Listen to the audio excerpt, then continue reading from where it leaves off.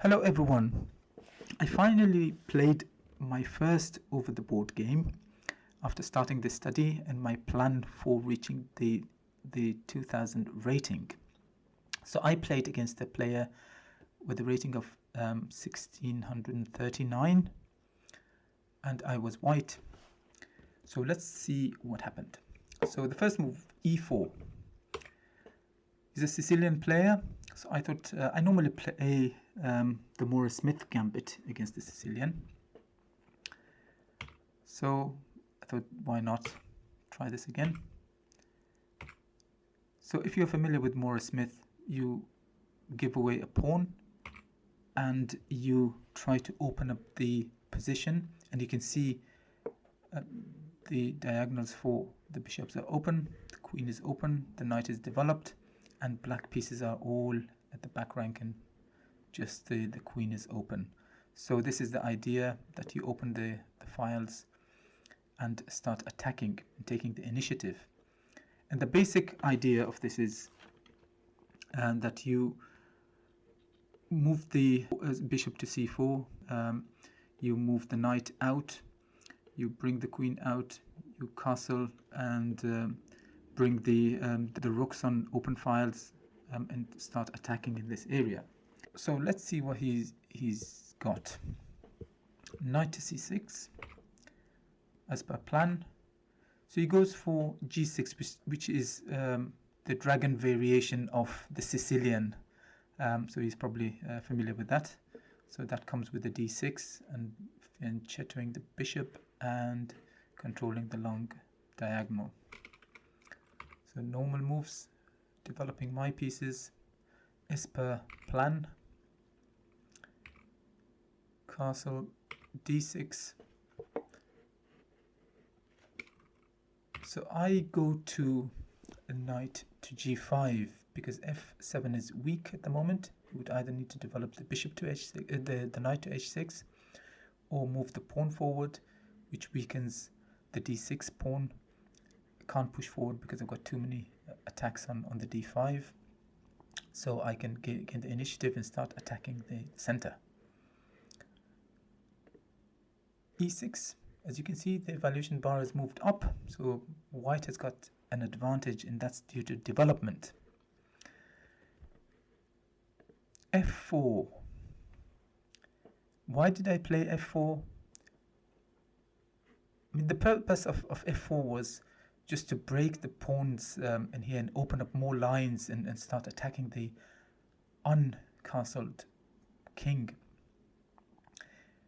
However, the Morris Smith idea is that you open the D and C files and you bring your rooks to D and C file and attack in this area here. So I thought over the board, okay, just let's attack here and open some more lines. So I did see that this diagonal is opening to my king, which is not a very good idea. But then I said, okay, just move my king to h1 and be safe. So obviously you can see that the engine doesn't approve of that, which is probably right. I should have gone with my own plan and continued with developing the bishop, or in this case moving the knight to b5 and taking that free pawn here now. Right, so once you take that pawn, you've got a very good development, and the engine gives you approval of that. So that's why it's got a bit of advantage. So what could have happened here is you can either go protect the pawn with the king, which then the bishop comes to f4, bishops come to f5, and you can see, I think there's a bigger, well, not a big, but a 1 point advantage to the white, because the king loses the castling rights, and that's one of the aims of a gambit, that you keep the king in the center and keep attacking it.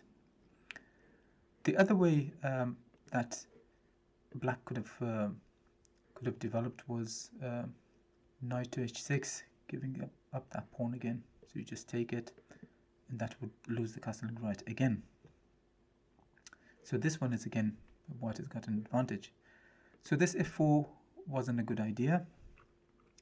So black moved the bishop to h6. And now I go to b5 with my knight, attacking that pawn and trying to take advantage of that. Black castles, and I was thinking of taking this with the queen, which then this would happen. You can see how black takes the initiative. So, I mean, this is probably not the right move here, but moving here, blocking my queen from getting back to the game or something. I mean, at the moment he can't take, but yeah, you would have thought that he'd probably go here, and then you can see that black has now got the initiative. So whereas the idea for the gambit is that white would have the initiative. Anyway, so something has gone wrong. I shouldn't have taken the pawn. Probably just keep with my initiative. So I took the pawn with the knight. I don't know. I was just thinking, okay, I'll take it with the knight, and if it tries to block the way back for my knight, I'll take that bishop and exchange that one, and or even protect my knight here, block the bishop, and have a good game. What I missed. Let's see if you can find this. What would you, how would you play as black now? Have a pause and have a think about that and see if you can find the move. Anyway, I'll tell you what the move was.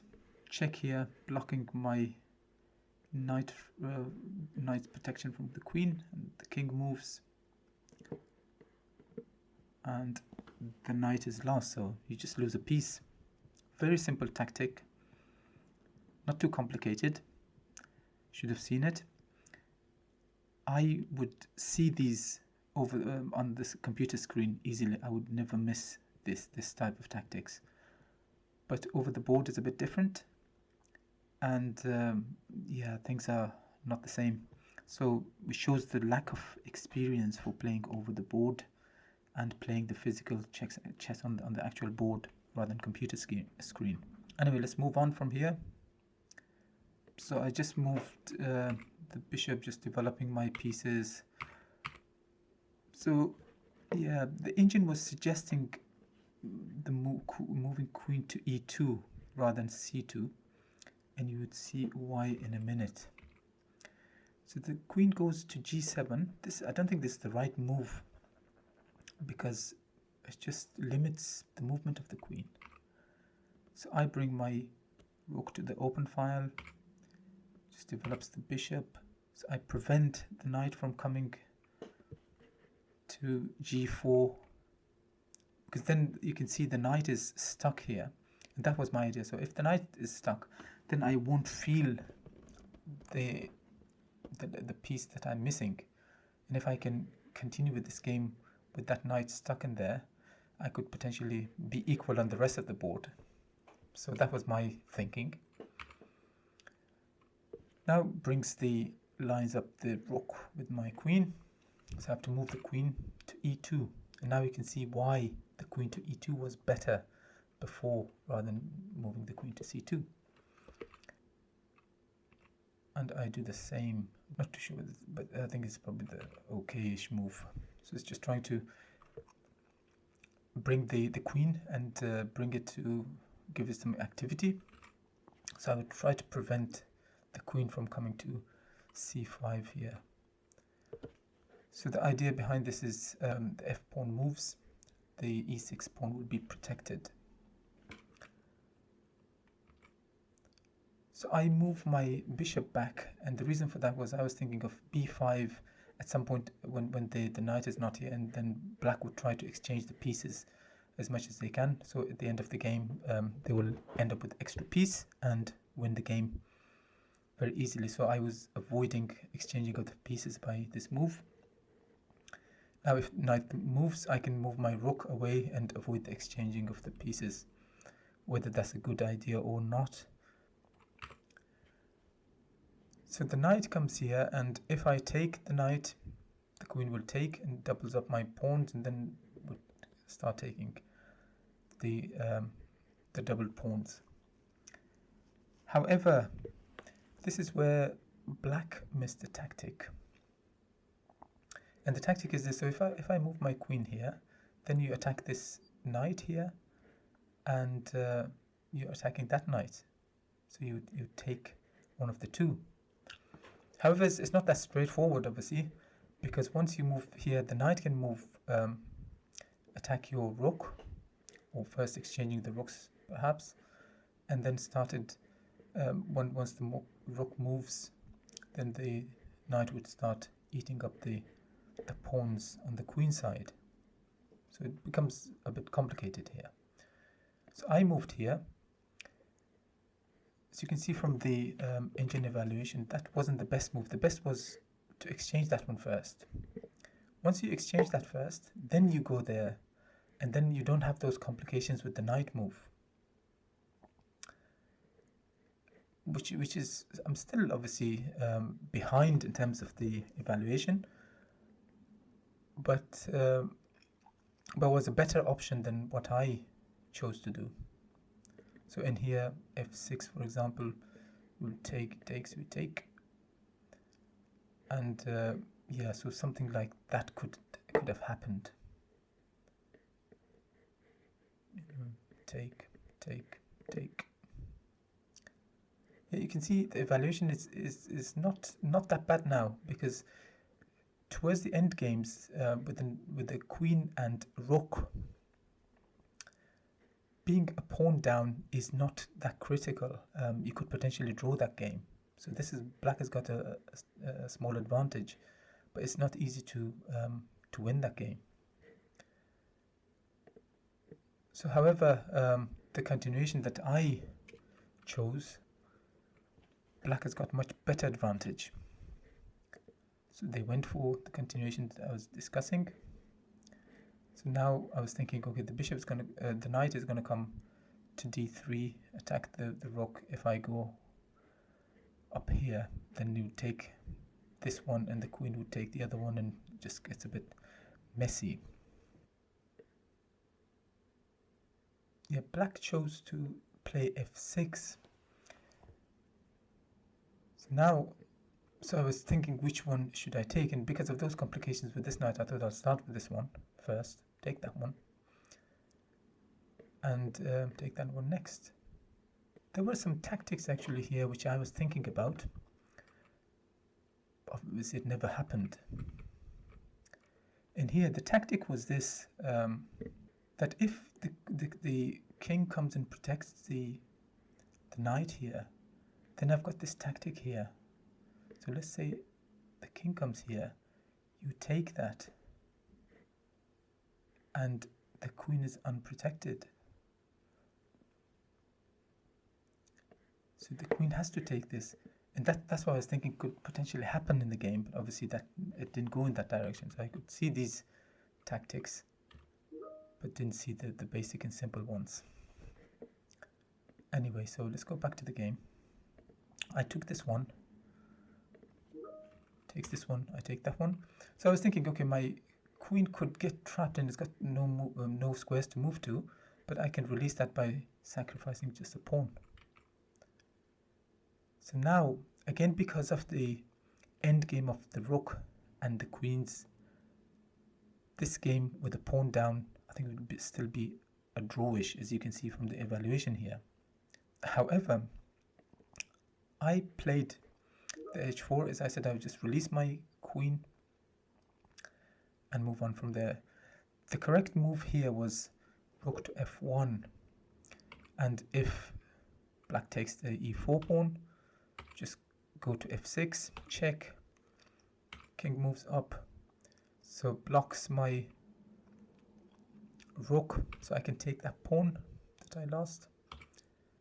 And now black has to go for perpetual checks. As you can see, everything is, that's pinned, that's can be easily taken, right? So I can take that, and they have to go for perpetual check here, and that be a draw. However, this one, the continuation I chose, again wasn't the right one. Takes the pawn. Now I move to f1. Takes. Rook to f4. Mistake. This is a mistake again. So my thinking was, I'll attack these two. I'll take the pawn, and then the game will probably continue as equal. Let's have a look. So here I was calculating, taking that bishop would take back, and then yeah, I would lose this pawn, and it's probably a losing endgame, being behind by 3 pawns once I lose that pawn as well. So I thought, okay, if I go to here, now what happens, I calculated these lines here. I takes, I'll take that pawn, the queen will check, the king moves up, and he takes the bishop, and then I'll have a perpetual check down this diagonal because the king can't get away from the perpetual checks. Okay, now if you're interested, have a look at this game and see what's wrong with that. You can pause the video, but I'll go through it very quickly to show you what happened.